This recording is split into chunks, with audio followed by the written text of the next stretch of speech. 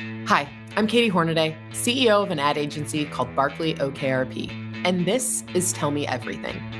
I became a CEO in the spring of 2025, right when our industry feels more unpredictable than ever before.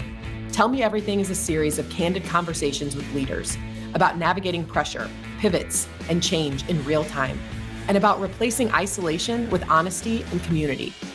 Because the truth is, we're all just figuring it out together. We build a city, we tear it all down. We've got time. Welcome to episode 4 of Tell Me Everything. She is widely recognized for her work connecting brands with culture and for championing a diversity-led talent model designed to drive more impactful, culturally relevant moments. From Sprite to General Motors, just little tiny brands, her career has spanned some of the largest global brands, a true testament to the leader and creator she is. An industry trailblazer, and lucky for us, today's guest, Asmirh Davis, founding partner and president of Majority. Asmirh, welcome to Tell Me Everything. Hi, thank you. Thank you for having me. I'm excited to chat a little bit. So nice to meet you. You too. I'm so excited. I've obviously admired what you all do at Majority and what you've built. 5 years, the fifth year 5 years. We birthday, just hit 5 years this month. Yeah. which is no easy task to start something from day one and have the sort of success that you guys have had. So it's been amazing to see it from afar. And I'm so excited to dig in with you today and just talk about your leadership style, what you've seen, how you've built what you've built, and hope that we can all learn a little bit from that. So let's just start with how are you doing? How are things? Oh, things are good. We're doing great. Business is good. I think that this year for me, going into this year, this is the first year where I am not just optimistic, but I feel more prepared than ever to tackle what's ahead of us for the year. And that's a good feeling. Yeah. Okay, Feeling but like you why? kind of Like, know a little bit of what might be coming. Yeah. why do you feel like you feel that way right now? I'm intrigued.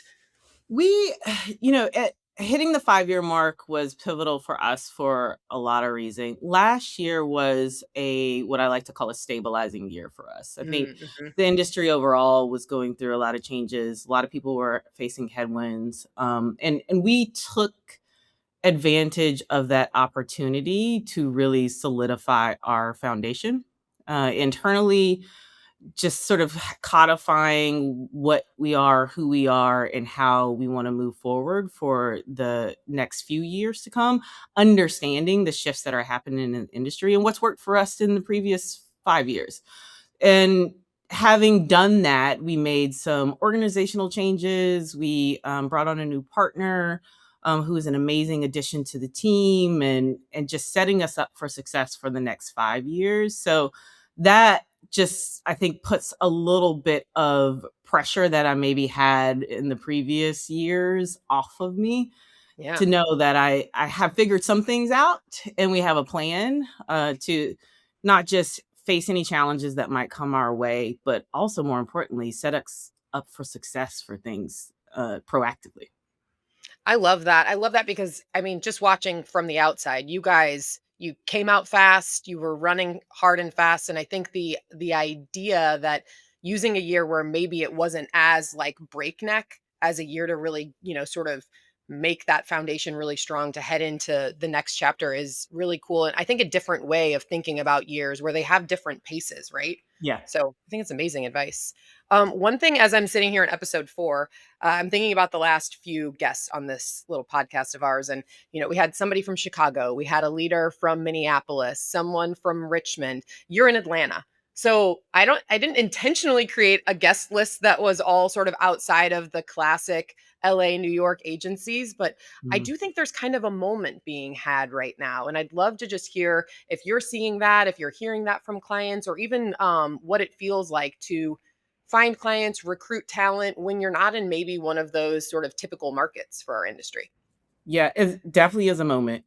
We started in COVID, which I think was sort of the beginning of a little bit of a shift as people were feeling less tied to those metropolitan like core centers of like New York and LA. Not even just not feeling tied to it, but a lot of people wanting to escape it and get out of it. Mhm. But for us, Atlanta is actually part of the foundation of our story and the reason why we exist. I like to tell people if you ever been to Atlanta, you'll get this analogy, but it is the physical manifestation of what we're trying to build in majority. So, as an agency that is committed to at least 75% of our team coming from underrepresented groups within our industry, Atlanta is a city that embodies the spirit of not only where the minority is the majority, but Mhm. also what the output of that means and what it looks like, right? You see representation in all spaces and places of life at all levels. You have this sort of like just cultural epicenter of entertainment and art Mhm. and music and style. A lot of people are actually surprised when I tell them that like there's more shoots and productions happening in Atlanta than there are in LA in any given day. Yeah. So you know, we have the benefit of just like from a societal and audience makeup of what Atlanta represents, and then you have the output of it. So it only makes sense that an agency like Majority that is foundationally about like diversity of thought and perspective and using that as an unfair advantage to get to better art, tapping into culture, more entertainment, and where the creators are actually not just living and existing, but what's the origin of it, right? Like Yeah. being a part of it, I think is more important to us as an agency and the way we approach creative than just understanding it. And sometimes what a lot of agencies do is just like co-op it, right? It's like we Mhm. want to be a part of the culture. And so Atlanta is a big part of our story and how we do that. Yeah, I mean, we talked about it a little bit, but I lived there for 2 years, and I think it's, like, one of the most special cities. It feels, like, more alive than most cities. I don't know how Mhm. to, like, explain it any other way, but it just feels like there's always something happening. There is such an undercurrent of culture, and you're right, it's, like, so much is born there, and people don't even realize it sometimes. Yeah. So, I think it's an amazing city. If anybody's thinking about moving to Atlanta, do Yes. it. Absolutely. And plus, like we get all the seasons, you know. Yes. Yes.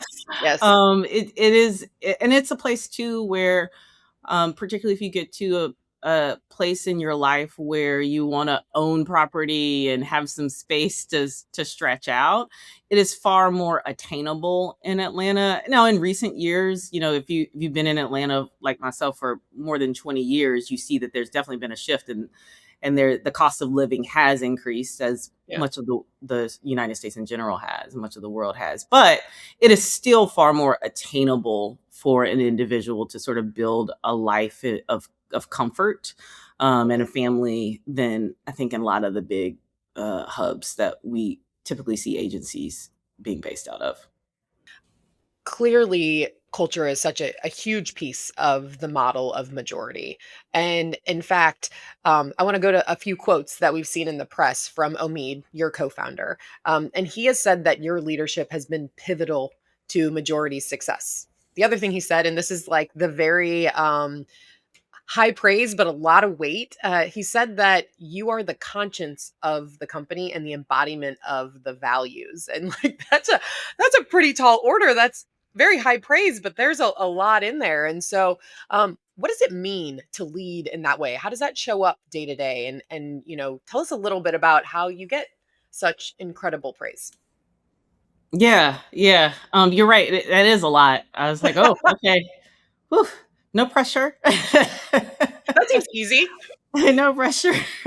um, yeah, I mean, I think, you know, the what it ends up meaning then that I quite frankly have had to accept over the years is that I'm not going to be everybody's favorite every day. Mhm. Um, you know, and not intentionally or not, you know, that's not my goal, but I think what you don't realize is until you're sort of like called to task to actually walk the walk that you've been talking. Like it is like having conviction about anything, particularly when it comes to something that might sometimes be antithetical to what conventional business wisdom might say. Hmm. It means that you have to make hard decisions that don't often pay off immediately, that might hurt in the short term, but in the long run, it sets you up for something even greater than what that short term reward would have been. And it also means that not everybody's going to get it.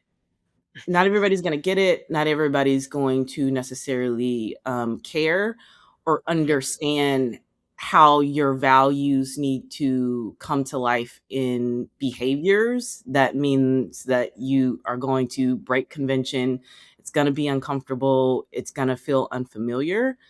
And it also means that like I'm constantly evaluating myself and having to be introspective, because if the responsibility of sort of being the, not that the other leaders of the organizations don't have that, but the primary compass and the first gate Hmm. check of, does this align with us as an organization? I have to make sure that I'm not falling short of those expectations myself, because we're all human, Yep. and you don't always get it right. So you have to be okay with saying like, I fucked up on that one. Let's try this again. But it sends a message to other people. And I think if I don't get anything else right as a leader, I want to get that right. I might not make every single decision right, but I want to be able to say that, these are the values that I set forth for an organization and for everyone who wants to be a part of it. And we're going to manifest those and illustrate them in every day. And so, but it also makes it a little easier to make decisions, if I think Yeah. about it. And the reason why I say that is because if you're ever torn between something, and then you just say, wait a minute, because sometimes you can get distracted. Right. If you say, wait a minute, let me go back to and filter this thing through the context of our values. Yep. Now ask myself the question of like what to do, or does it align or not? Having a rubric is a great tool to have at your ready, and one that's grounded in what you want to be, because it does help you get to hopefully what is the right decision quicker. Right. Well, I mean, and did you have a like codified rubric for your values before last year? Or is that a thing that you put into place last year when you sort of had a minute to breathe?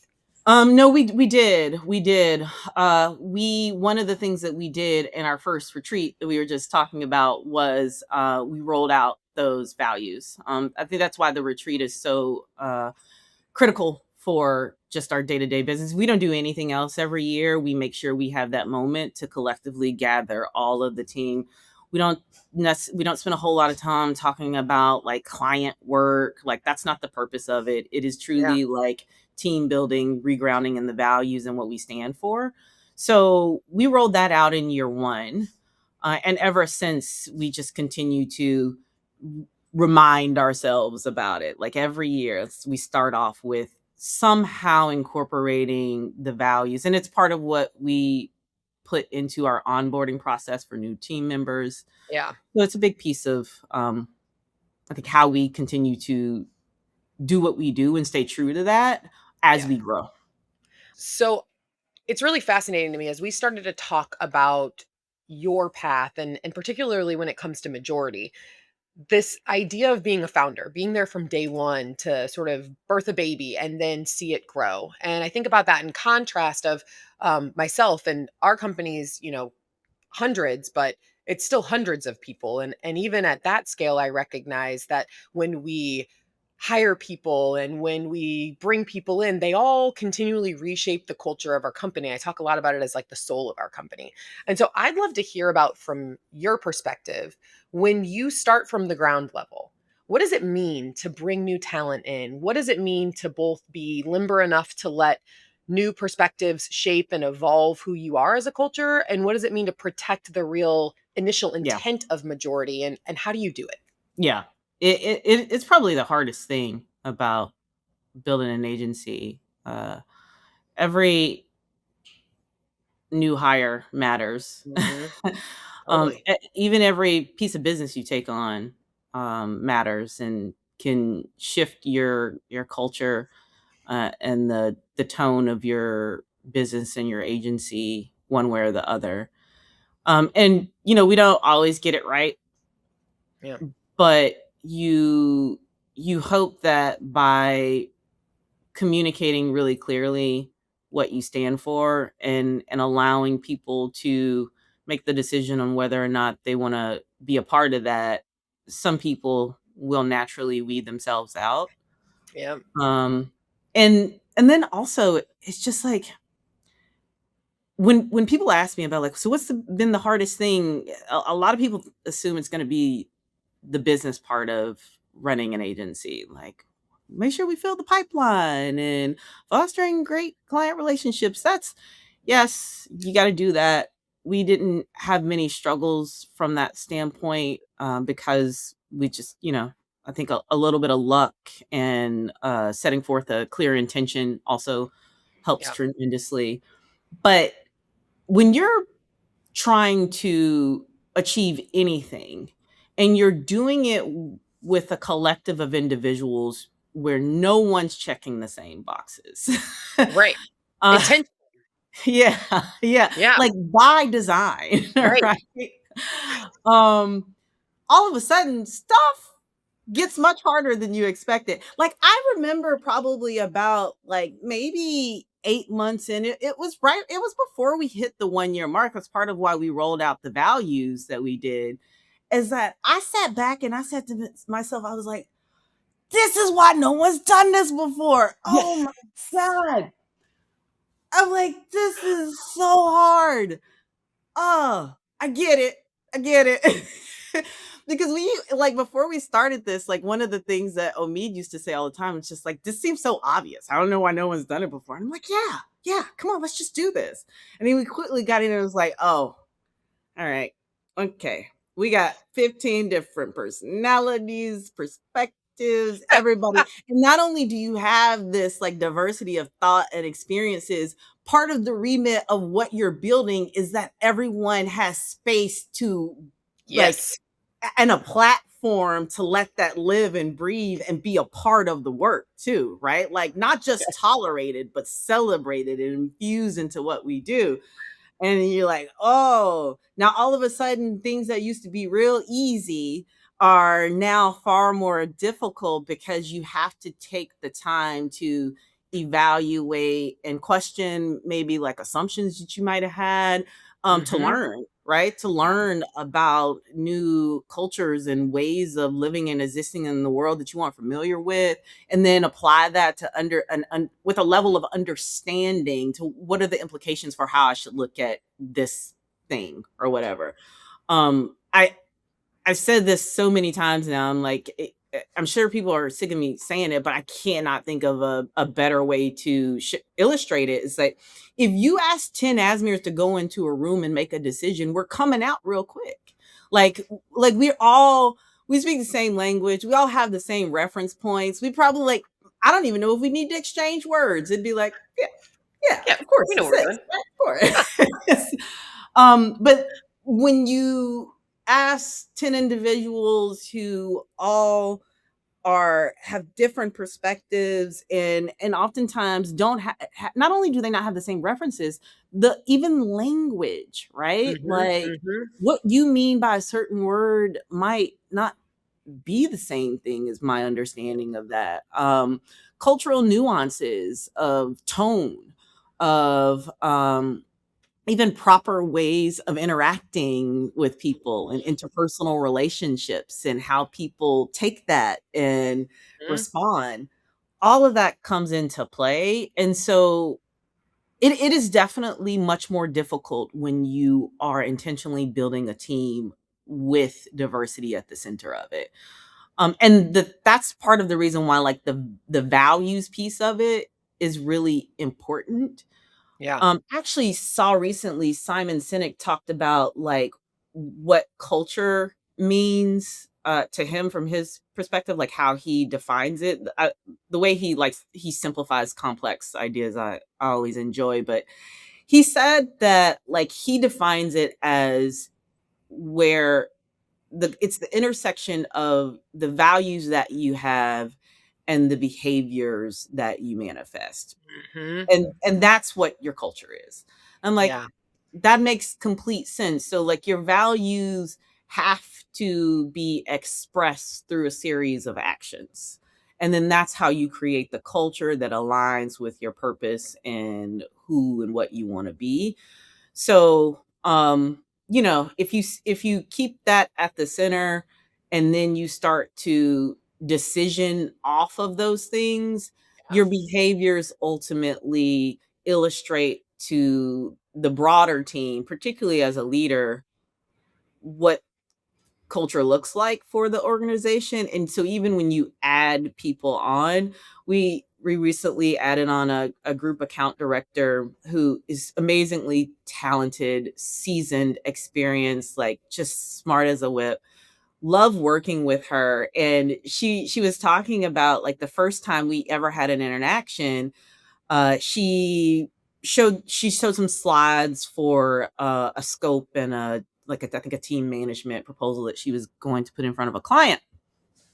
And we were reviewing it, and she was like, "I'll never forget the first thing you said to me was like, we don't do it like that." Yes. And she was like, and she's like, in my mind, I'm like, she's a group account director, like I said, seasoned. She's like, I know how to do a scope. I know how to do I want to do a team structure. What do you like? What do you mean? That's not how we do it. And so you just have to do those things. It's like it's not to say that what you're doing is wrong, Right. but the way that we approach it is not that. So let me show you, and then let me tell you why we do it this. Yes. Yeah. Yeah. I mean, I love that. I also have to know. So I think it's so interesting when you talk about the dynamics. You've created an environment where you want people to come with diversity and to intentionally bring that into every conversation, every decision, every room. So, like, I imagine there's a lot of debate, a lot of open conversation. How do you get to a decision sometimes? Is it Mhm. based on hierarchy? Is it just like wrestle it out until everybody is sort of in agreement? Because I have to imagine sometimes there are just places where people can't be aligned, or maybe I'm wrong. Yeah. It looks different every time. Yeah. It looks different every time. It's definitely not. We honestly, up until recently, probably, in the last year and a half, we're a fairly flat organization. And Mm, in most conversations in rooms, the most senior person would be either myself or Omid or Jorge. And then everyone else on the collective team kind of fell within the same hierarchy of like between two levels or so. It wasn't like a whole lot of layers to go through. But what we try to do as much as possible, especially when it comes to creative decisions that are really like subjective, it's like, well, I mean, yeah, right. it's funny to you, but or you know, is if you got to go back to what the purpose of it is. Like, who are we trying Yeah. to serve? What Yeah. is this in service of? Because everything that we do across all disciplines, like one of our core values is like it's about the work. Everything you do Mhm. should be in service of the work. Yeah. So if you're a creative director or a strategy director, like this is not your own personal art project. It's not. It That's the is. truth about the industry in general, right? It's like, well, Yeah, it's we have to sell things. That's kind of the yeah, gig. right. It's like, I mean, you think this is hilarious, but, like, does someone who like, we're talking to 25-year-old such and such, like, is that even humor that they get? They don't even know who this person is. Why is that funny? Like, yeah. So, we like, having a strategy that clearly defines who you're talking to and what you want them to say or do or think in response to whatever work you're putting in front of them. That helps a lot because, and then again reiterating the value of like, this is about the work. Is Yeah. the work better for it? Is Right. it better received by the audience? Is it more disruptive? Is it more original? Yeah. And then that should define the decision of, okay, well, which way are we going, particularly if there's, you know, friction or conflict between what is the right way to do it. Yeah. Okay. Well, it's very clear that everything is about the work at Majority. You guys have done amazing work.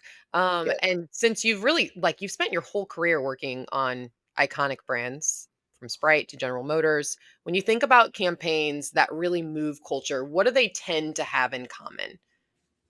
Mm. I think that the work that is really not just like culturally resonant, but like actually plays a role in culture, the thing that they all have in common is a level of specificity to a particular perspective within culture. And Hmm. that perspective can be one of through the lens of a specific community, Hmm. or even a perspective through the lens of like a particular way of communicating within culture. Like maybe it's music oriented, maybe it's sports oriented, but it's like grounded in something that you immediately identify, Yeah. even if you're not a part of it. Yes. Right? Like, I love that. and I really kind of came to this conclusion. I credit the work that we've done on Sprite with that sort of take on it, to be honest with you. Because when we started working on that brand, one of the things that we were tasked with doing was regrounding that brand into its cultural like position that it had kind of maybe lost, or at the very least competitors and consumption habits were kind of chipping away at it. Yeah. And I think that they kind of were starting to go down the road that a lot of brands, quite frankly, fall victim to, which is trying to be all things to everybody. Hmm. And the I think the conventional assumption is when your audience in terms of who you want your product to serve or be desirable to is really broad, you think you have to have a broad voice or a broad perspective as a brand. And actually it's the opposite of that.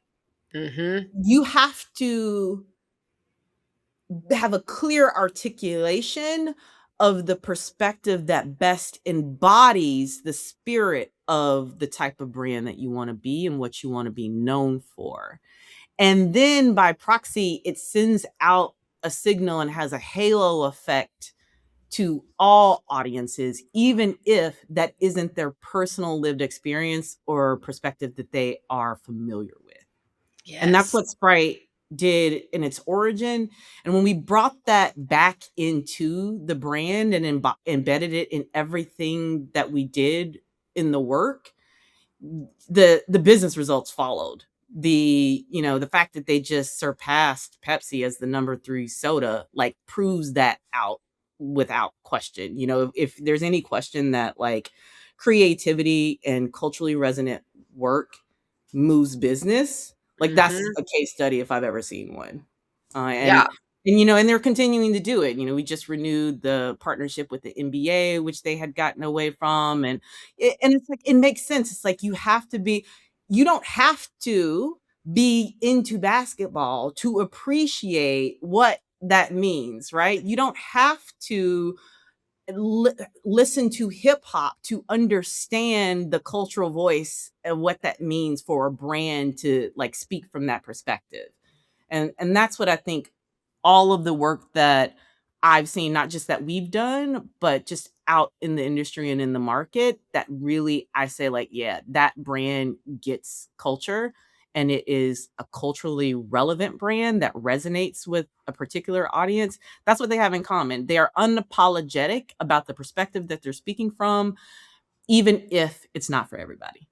Yeah, I mean, I even think about like sometimes the simplest way to think about brands is to think about them like human beings. And if you were at a Mhm. party and someone was just so broad and so vague and not hateable, but fine, they're Yeah. way less interesting than someone who is magnetic because they are so intriguing about specific topics, whether you know about them or not. And sometimes Yeah. we lose sight of that and we start to go, yeah, exactly. Like we're building this brand for everyone because everyone drinks a Sprite. And it's like you've Yes. completely lost the plot.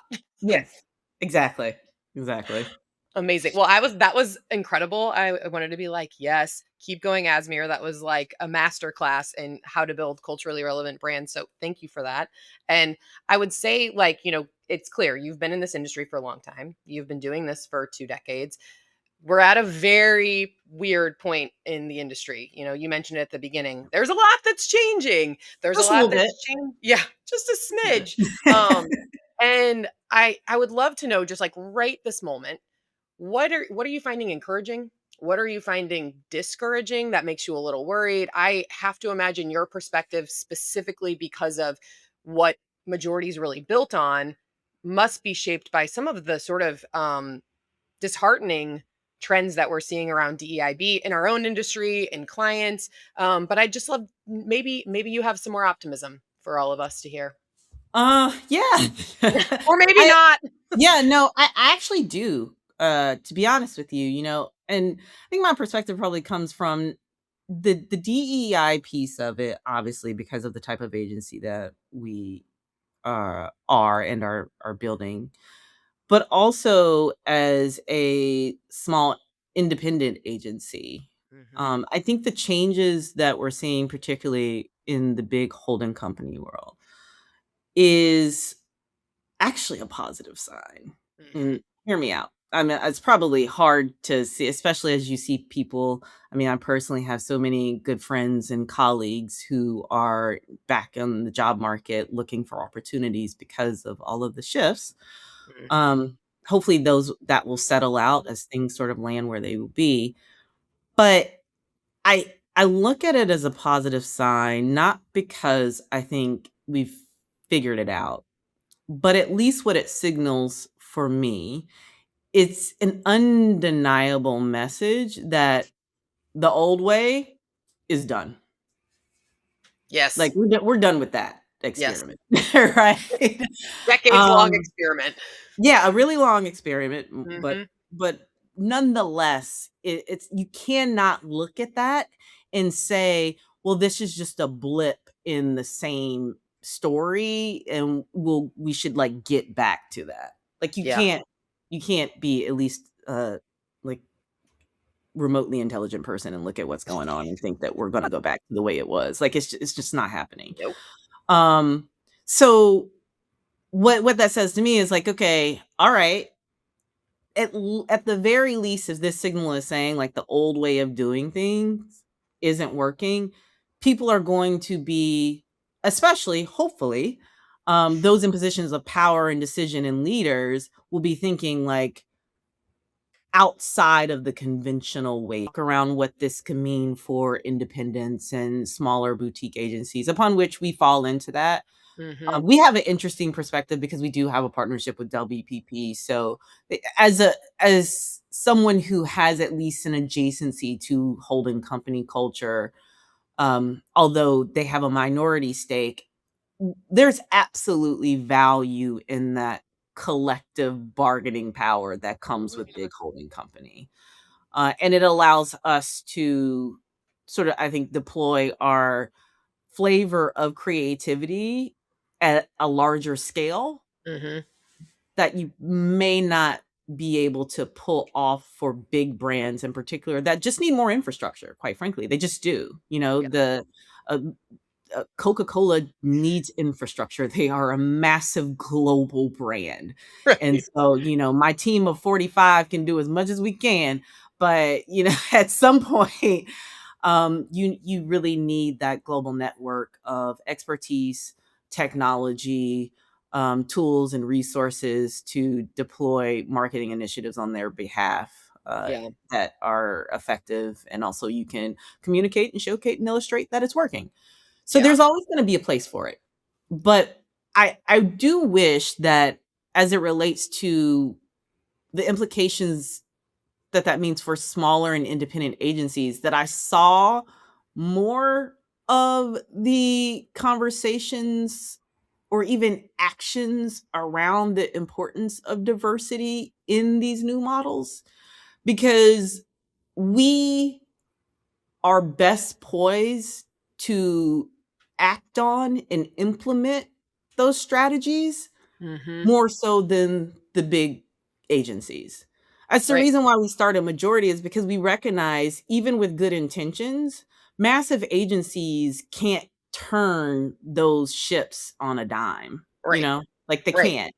Even if they wanted to, it wasn't going to happen even in like my lifetime, that you would Right. see significant change, especially at the pace that the audience and the needs of brands were moving. They just weren't going to be able to do it. It's Totally. like going back to what we talked about before around like values and how you make sure that you can stay true to values while you scale. Every hire matters. Like, Yeah. I can easily say that I make sure as best as possible that we reiterate our values to our team of 40 at a retreat that we fly out to everyone to once a year, like, but if you got a team of 3,000, like, Or what does that look? 100,000. Right. What does that look like, Right. Right. so I do wish that I saw more of that represented in the independents and the smaller agencies that are seeing a lot of success and new opportunities and doors being open because of the shifts that are happening on the holding company, because we are better poised to implement them. But unfortunately, I'm just going to be honest, I'm seeing the same faces and the same voices, just fewer people. Yep. Yeah. Well, and I think you're right. There is this amazing opportunity as indies right now. I mean, you said you have backing from WPP. We have backing from PE. I think there's a lot of ability to reshape even what an independent looks like right now. Yeah. But that should also mean that you are holding yourselves to a standard of how do you spend your dollars? How do you recruit? What is important to you? Because you're not part of 100,000 person company. Yeah. You get to define that for your organization. And so it's like it's both this open brief and a responsibility that we should all be feeling right now. Yeah. Yeah. So, I hope that we start to see a little bit more of, now that like the change is really hitting the industry overall. But yeah, that's the one. I'm hopeful and optimistic on one side, but I am kind of disappointed in what I'm seeing from a lot of the independent agencies. Just like, come on, man. Like, Yeah. you have the power, you have the influence and the ability to do things differently, and like now is your chance to break out of that. Yeah. And that means doing stuff differently. That means the faces need to look different. It means the voices should change, and even what they're saying needs to change. Like, give me more than a new logo and a trending mantra. My God. Like, Well, okay, here's a good plug cuz you're on the board of BLAC, right? yes. So Yeah. like if you're an indie and you're looking for an opportunity to bring fresh talent in, reach out, look up Exactly. BLAC. We have interns from them. Like, we love that there are programs that allow this to be something that anybody, if you don't even know where to start there. Yeah, start there. That is, thank you for that. Yes. Yeah. Yes.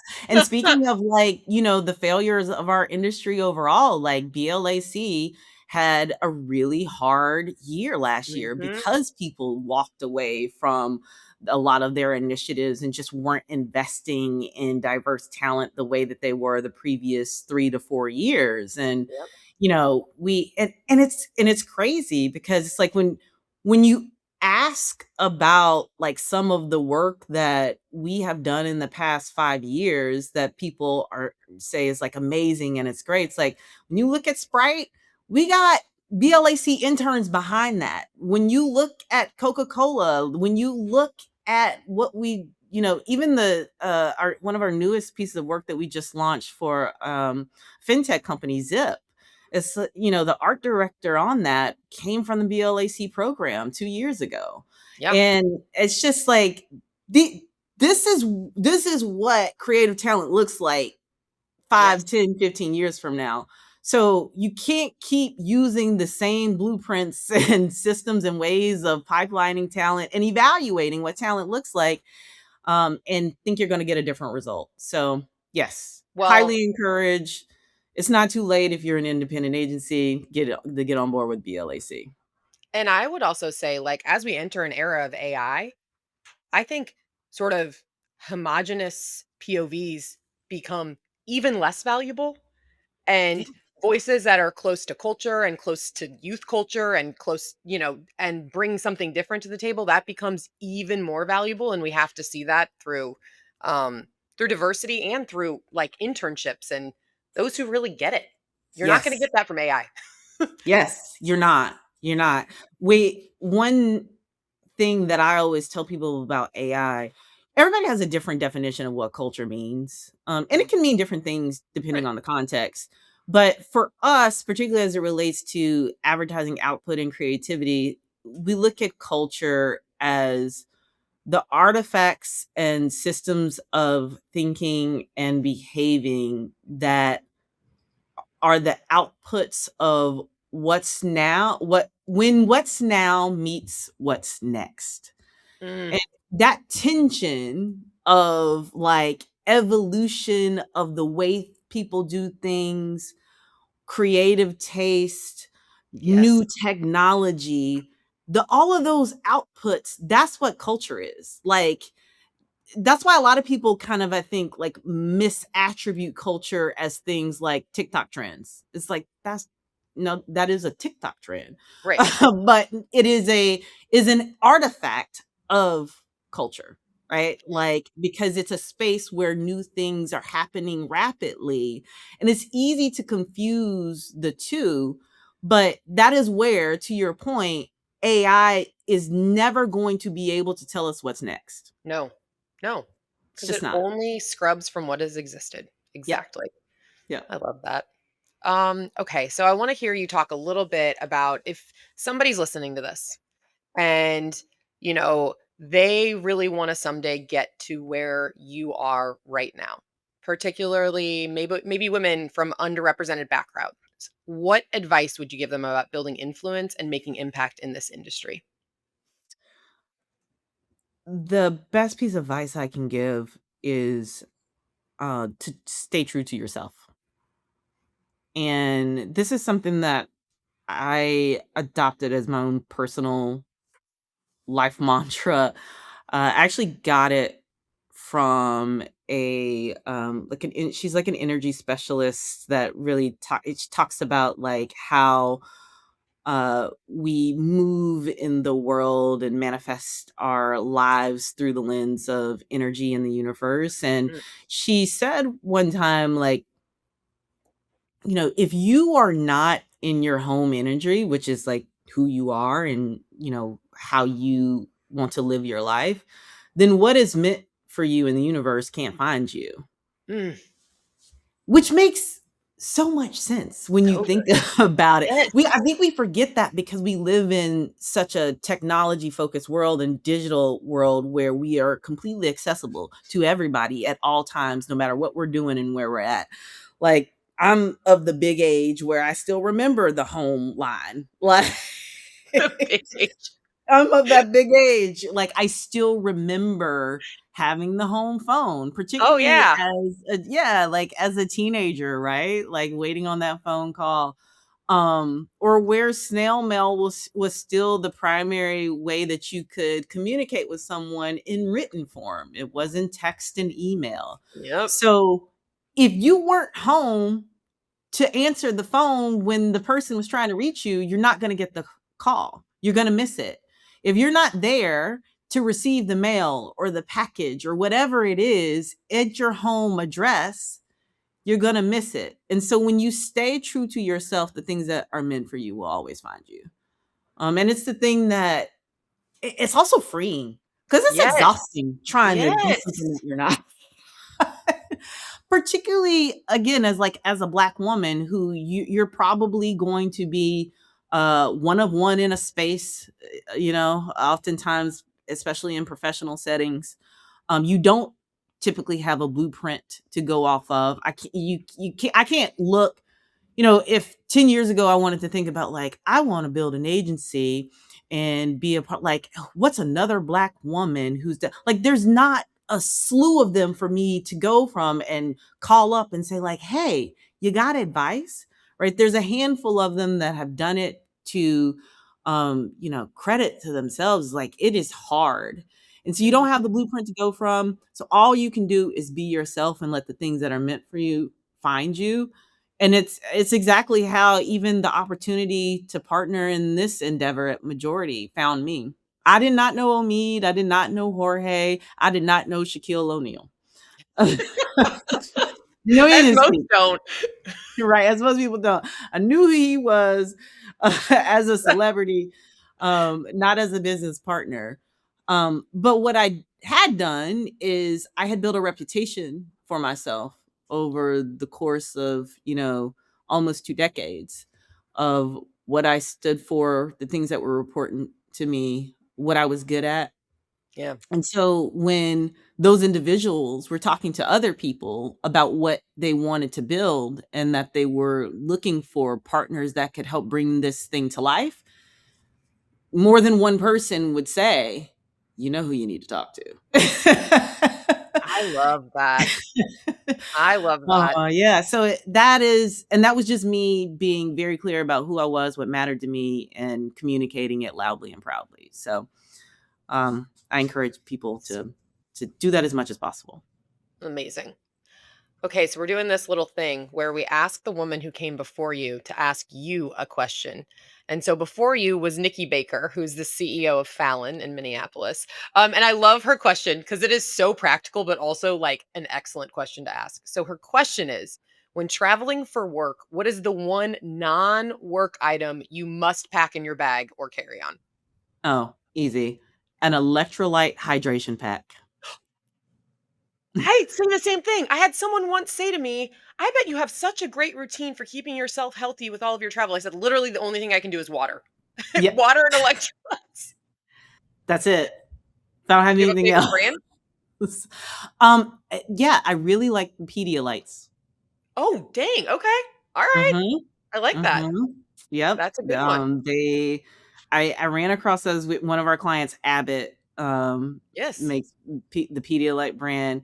Tried them one time, and I was like, "Oh, these they gotta." I don't know what it is. I don't know what they do different, but I definitely feel that they are super hydrating. They leave me, especially if I take it the night before, then the following morning feeling much more refreshed than I would have otherwise. Yeah. Okay. Add to grocery list right now. Yep. I love it. All right. Final question I'm asking everyone. So Mhm. you've obviously done a ton in your career, but what's the one thing that you are still figuring out? Oh, um, I'm still figuring out how to depend on other people. I think that is just, you know, it's a difficulty is based on my personality. It's difficult as the only girl and growing up as the youngest. I have a natural inclination for independence, but it was Mhm. also highly encouraged of me growing up. And so it is not organic for me to immediately rely on and depend on other people. You couple that with people gonna let you down, and so you gotta, there's muscle memory there of like, "Oh, Yeah. last time, no." Yep. So you kind of have a little trauma that you're trying to overcome of people letting you down. But especially as you get older and your capacity shifts, and I recognize that I cannot do or be all the things that I want to do and be without relying on others.